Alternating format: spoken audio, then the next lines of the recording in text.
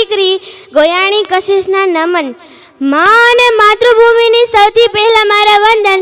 એ કદાચ પિતાએ આપેલા શ્રેષ્ઠ સંસ્કારો પૈકી એક ગણી શકાય. તો ચાલ આજે હું તમને પિતા વિશે કંઈક કહેવા માંગુ છું. આપણે સૌ જાણીએ છીએ, કવિઓ તેમજ લેખકોએ માં અને માતૃત્વની ઉપમા આપી છે, પરંતુ આજ સુધી ક્યારેય પણ પિતા વિશે ઉપમા આપવામાં નથી આવી કે તેના વિશે લેખ પણ લખવામાં નથી આવ્યા. બાળકો નાના હોય ત્યારથી મોટા થાય ત્યાં સુધી તેને માતૃપ્રેમ નિબંધ આવે છે, પરંતુ આજ સુધી ક્યારેય પણ પિતૃપ્રેમ નિબંધ નથી આવતો. હું માતાનો વિરોધ નથી કરતી, પરંતુ પિતાનું મહત્વ જણાવવા માંગુ છું. પિતા શબ્દ તો સૌ જાણે છે, પરંતુ તેનું મન કોઈ જાણે છે નહીં. તો ચાલો આજે હું જણાવું. પિતા એટલે કે એક મકાનને ટકાવી રાખવા માટે મજબૂત પાયાની જરૂર પડે છે, તે જ પ્રમાણે એક સુંદર પરિવારને ટકાવી રાખવા માટે સાહેબ એક પિતાની જરૂર પડે છે. પિતાની હાજરી સૂરજ જેવી હોય છે. શું? પિતાની હાજરી સૂરજ જેવી હોય છે. સૂરજ ગરમ જરૂર થાય છે, પણ જો એ ના હોય ને તો અંધકાર છવાઈ જાય છે. એક એવી કહેવત છે, ઘોડે ચડતો બાપ મળશે પણ છાણા વીણતી માં ના મળતી. ફક્ત હું તમને એટલું જ કહેવા માંગુ છું કે એ બાળક પાસેથી જાણી તો જોજો કે જે બાળકે પોતાના પિતાને ગુમાવ્યા છે, પોતાના પિતાનો પ્રેમ મળ્યો નથી, એ બાળક પાસેથી જાણી તો જોજો કે જીવનમાં પિતાનું મૂલ્ય શું હોય છે.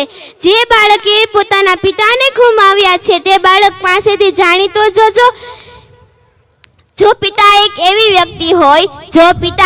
વ્યક્તિ હોય કે જેના પડછાયામાં દીકરીઓ રાજ કરે છે, બાપે હસ્તી હોય છે, તેના પગરખાથી લઈને તેની દીકરીને પ્રેમ હોય છે.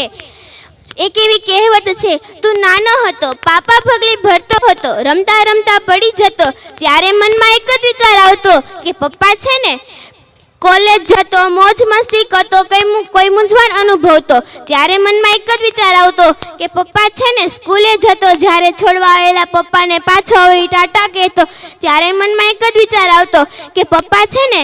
પરંતુ તારા લગ્ન બાદ તારા પત્નીને કહેવાથી તારા પપ્પાને વૃદ્ધાશ્રમમાં મૂકતા પહેલા તને એ વિચાર કેમ ન આવ્યો કે પપ્પા છે ને. બસ અહીં બેઠેલ મારી તમામને એક જ વિનંતી કે તમે તમારા માતા કે પિતાને ક્યારેય વૃદ્ધાશ્રમમાં ના મૂકતા, કારણ કે એ છે ને ત્યારે જ તમે છો, એના વગર તમારું ક્યાં અસ્તિત્વ જ નથી. છતાં પણ તમારે જાણવું જોઈએ ને કે મારા પપ્પા વગર મારી ઓકાત શું છે. તો તમારી જ શેરીમાં એક દિવસ તમારા પપ્પા સાથે આટો મારજો અને એક દિવસ એકલા આટો મારશો. જે દિવસે તમે એકલા આટો મારશો ને તે દિવસે તમને બોલાવવાની વાત તો અલગ જ રહી, સામું પણ નહીં જોવે. માં ઘરનું ગૌરવ છે ને તો પિતા ઘરનું અસ્તિત્વ છે. માં પાસે અસુરોની ધારા તો પિતા પાસે સંયમ હોય છે. બે સમયનું ભોજન માં બનાવે છે ને તો જીવનભરની ભોજનની વ્યવસ્થા એક પિતા કરે છે. ક્યારેક આપણે પડી જઈએ કે ઠોકર લાગે ને ત્યારે આપણા મોંમાંથી એમ બોલાય, ઓ માં, પરંતુ રસ્તો પાર કરતા ટ્રક અચાનક પાસે આવીને બ્રેક લગાડે ને ત્યારે આપણા મોંમાંથી એમ બોલાય, ઓ બાપરે. નાના નાના સંકટોમાં માતા યાદ આવે છે અને મોટા મોટા સંકટોમાં પિતા યાદ આવે છે. ફક્ત હું તમને એટલું જ કહેવા માંગુ છું કે મને મારા પપ્પા કરતાં મને સાંજ વધારે ગમે છે. મારા પપ્પા તો મારા માટે સારા રમકડા જ લાવે છે. અરે આ સાંજ તો મારા પપ્પાને લઈને આવે છે. જો પિતા એક એવી વ્યક્તિ હોય કે જેના પડછાયામાં દીકરીઓ રાજ કરે છે, બાપે હસ્તી હોય છે, તેના પગરખાથી લઈને તેની દીકરીને પ્રેમ હોય છે. જો માં એક એવી બેંક હોય કે જ્યાં તમે તમારા બધા જ જોખમ જમા કરાવી શકો છો, તો હું કહું છું કે પિતા એક એવું ક્રેડિટ કાર્ડ કે જ્યાં બેલેન્સ ન હોવા છતાં ખુશીઓની અઢળક મળે છે. અરે હું તો પિતા વિશે કહું તેટલું ઓછું છે, તેના માટે મારા શબ્દો ઘટે છે.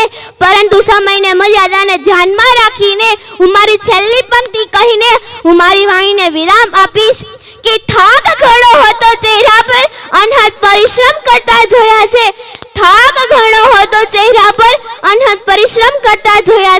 આંખમાં ઊંઘ હતી, ઘણી ચિંતામાં જાગતા જોયા છે. ચિંતામાં જાગતા જોયા છે. તકલીફો ચારે બાજુની હતી, એકલા હાથે લડતા જોયા છે.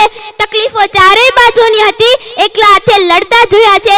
કોઈ તકલીફો વણાવતા ન હતા, પણ અડધી રાતે જાગીને અમારી ખુલ્લી આંખે ભવિષ્યના સપના સજાવતા જોયા છે. પાય પાય ભેગી કરી અમારી ખુશીઓ ખરીદતા જોયા છે. પાય પાય ભેગી કરી અમારી ખુશીઓ ખરીદતા જોયા છે. પોતાની પસંદગીને ના પસંદ કરી અમારી પસંદગીને પસંદ કરી અપનાવતા જોયા છે. વ્યક્તિ એક હતા પણ વિશેષતા અનેક હતી. વ્યક્તિ એક હતા પણ વિશેષતા અનેક હતી. પિતા સ્વરૂપે મેં સર્જનહારને જોયા છે. પિતા સ્વરૂપે મેં સર્જનહારને જોયા છે. Thank you. જય હિન્દ, જય ભારત.